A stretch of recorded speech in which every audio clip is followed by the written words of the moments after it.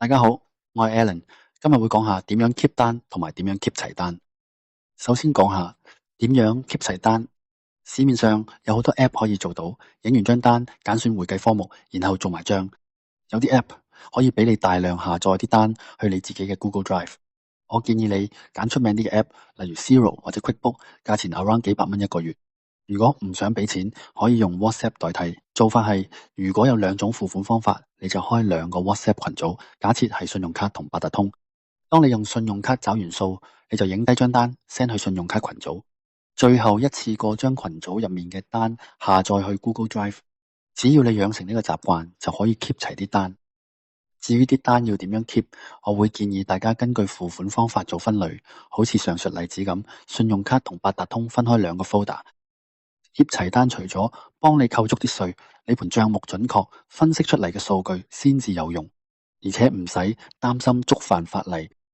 香港稅務條例第51C 條同香港公司條例第377條都有妥善保留所有單據及會計文件嘅要求。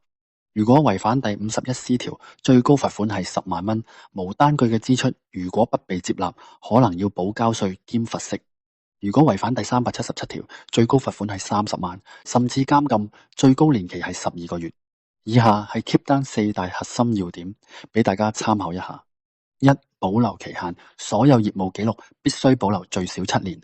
二、必備記錄包括會計賬簿、發票、收據、銀行月結單、支票存根、支出單據、每日現金收入同支出記錄等等。三、特定業務要求，如果係貨物買賣，需要記錄買賣雙方資料及相關貨物嘅明細、出貨單、入貨單。如果係提供服務，需要記錄服務內容，以便核實賬目。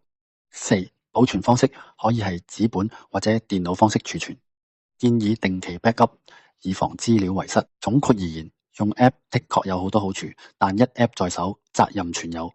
時間同健康比金錢更重要。